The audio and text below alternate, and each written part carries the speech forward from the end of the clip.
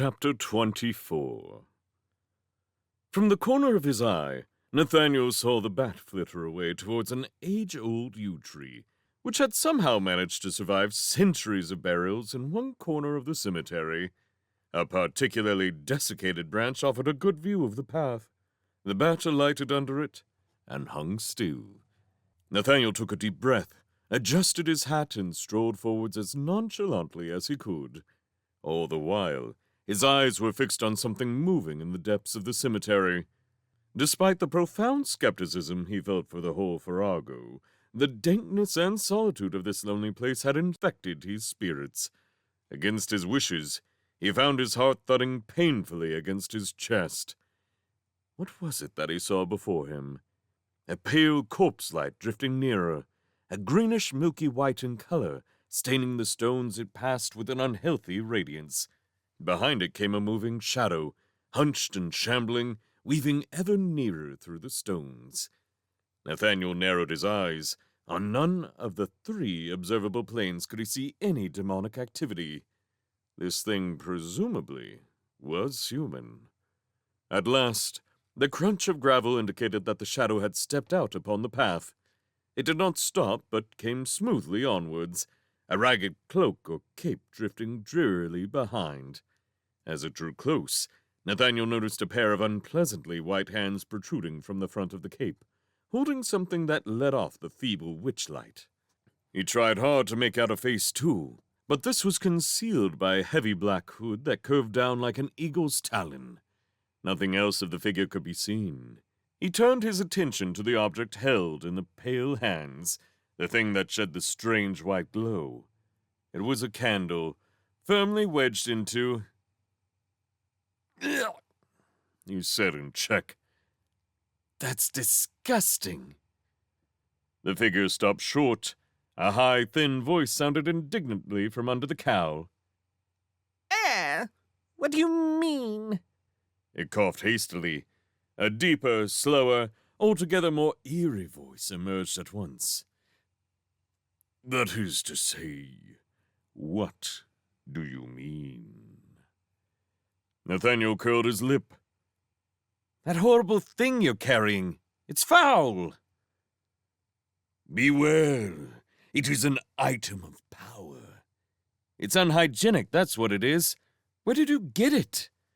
"I cut it down from a gallows myself, by the light of a gibbous moon." "I bet it isn't even pickled. Yes, look, there's bits falling off it." "No, there aren't. That's strips of candle wax." "Well, maybe, but it's still wrong to be carrying it around with you. I suggest you toss it behind those gravestones, then wash your hands."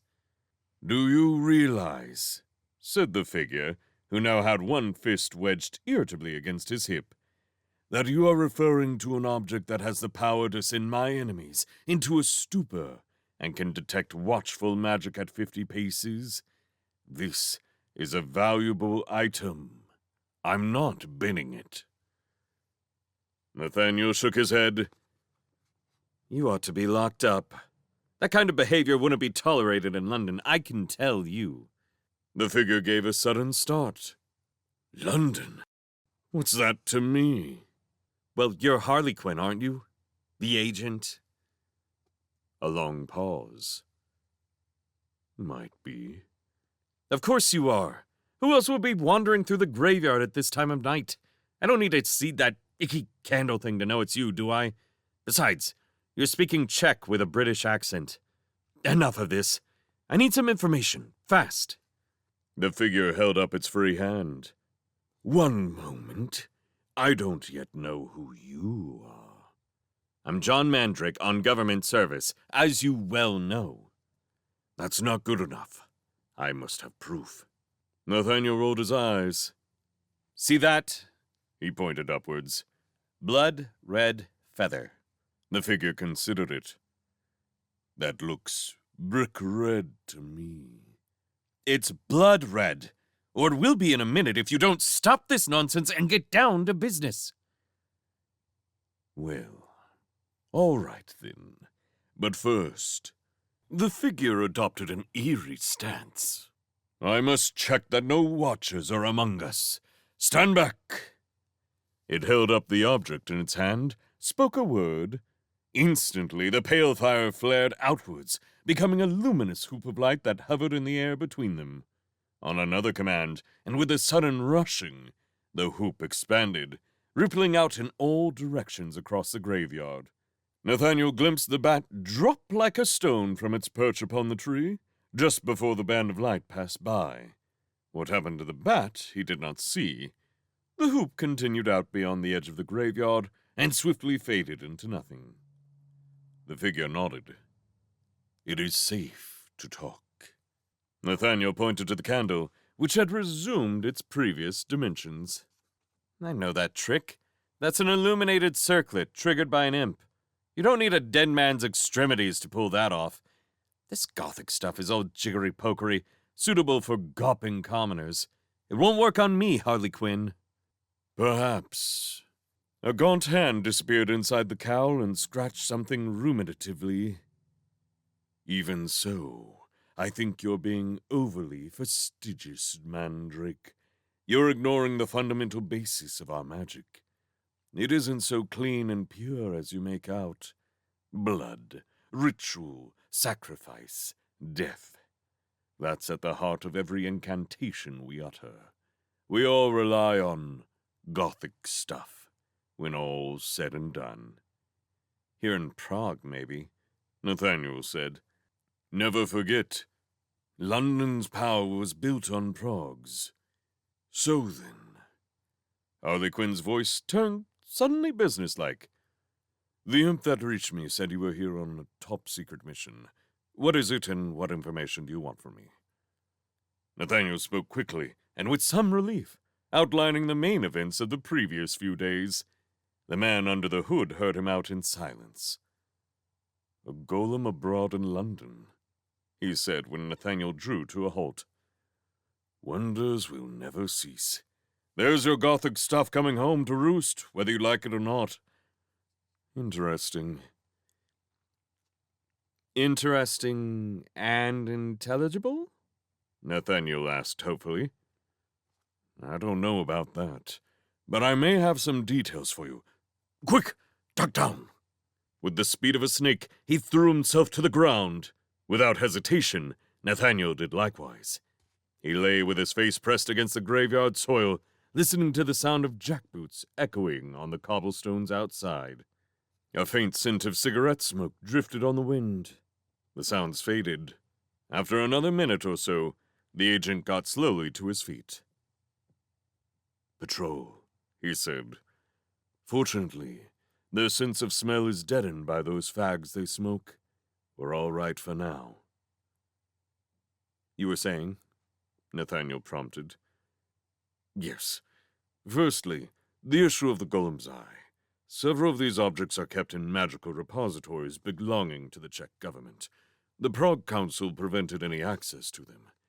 As far as I know, they have not been used for magical purpose, but they are of highly symbolic value, since the Golems were instrumental in causing great damage to Gladstone's army back in his first European campaign.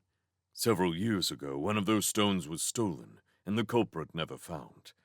I speculate, and it is only speculation, mark you, that this missing stone is the one later found in the collection of your friend Simon Lovelace. Pardon me, Nathaniel said stiffly, but he was not my friend. Well, he's nobody's friend now, is he? Because he failed. If he'd won, you'd have all been hanging on his every word and inviting him to dinner. The agent gave a long, melancholy sniff of disparagement from somewhere within the hood.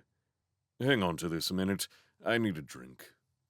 Yeah, it's all cold and clammy. Hurry up! Coming. Harley Quinn's hands were rummaging within his cloak in a complex sort of way. A moment later they emerged, holding a dark green bottle with a cork stopper. He pulled out the cork and tilted the bottle into the depths of his cowl. A gulping noise ensued, followed by the smell of strong liquor. That's better. Unseen lips smacked, cork returned to bottle, and bottle returned to pocket. I'll take that back. You didn't damage it, did you? It is a bit fragile. Now, Harlequin went on, perhaps Lovelace intended to use the eye himself. If so, his plan was thwarted by his death. Someone else, maybe an associate of his, who knows, has now stolen it from our government and appears to have got the thing to work. This is where it gets difficult. They need the formative spell, too, Nathaniel said. It is written on a parchment and inserted into the golem's mouth before it comes to life. That's the bit that nobody's known for all these years. No one in London, anyway. The agent nodded. The secret may have been lost. Equally, it may still be known in Prague, just remain unused. The Council do not want to enrage London at present. The British are too strong.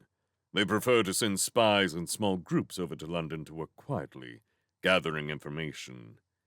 This golem of yours, it's too dramatic a move for the Czechs. They would expect invasion to follow as a direct result.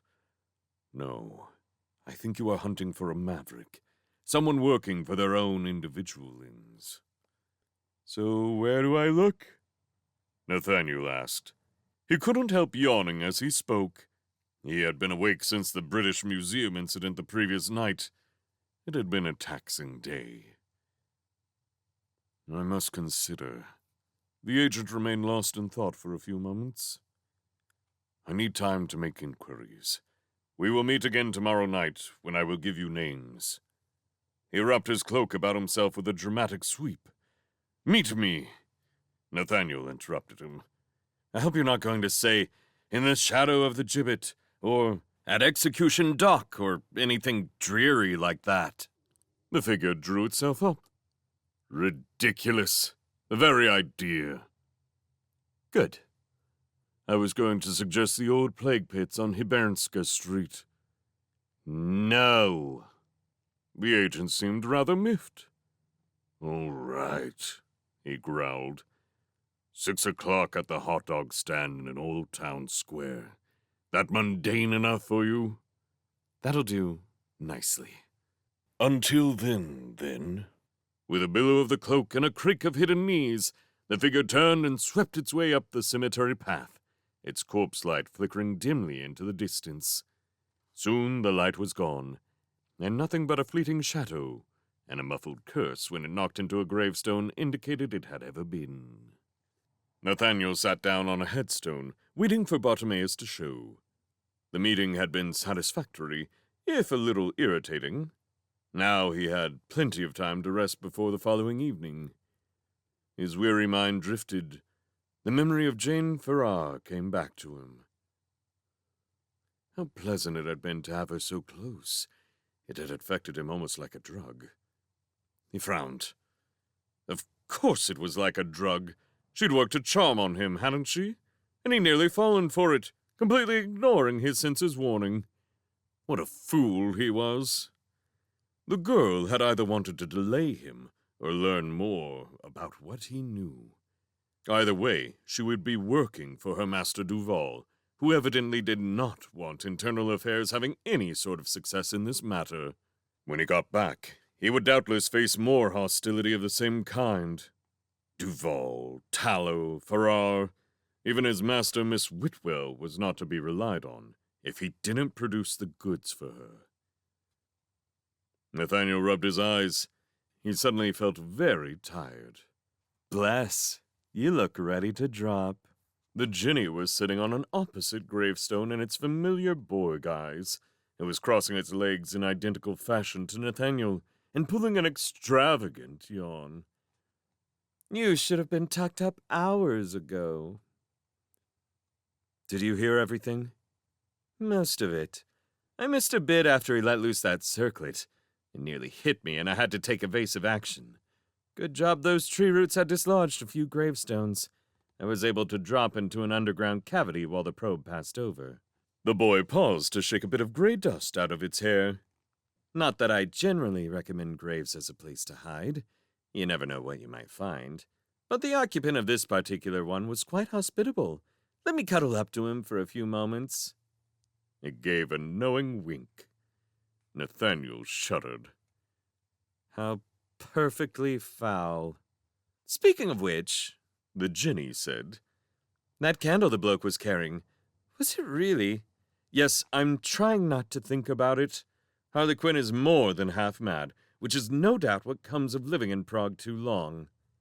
Nathaniel stood up and buttoned up his coat. But he does have his uses. He's hoping to give us some contact names tomorrow night. Good, The boy said, busily buttoning its coat in a similar fashion. Then perhaps we'll have a bit of action. My recipe for informers is either to roast them over a slow flame or hang them by a leg out of a high window. That usually makes a Czech spill the beans. There'll be none of that if we can possibly avoid it. Nathaniel began to walk down the path out of the graveyard. The authorities mustn't know we're here, so we can't draw attention to ourselves. That means no violence or obvious magic. Got that? Of course. The Jinny smiled broadly as it fell in step beside him. You know me.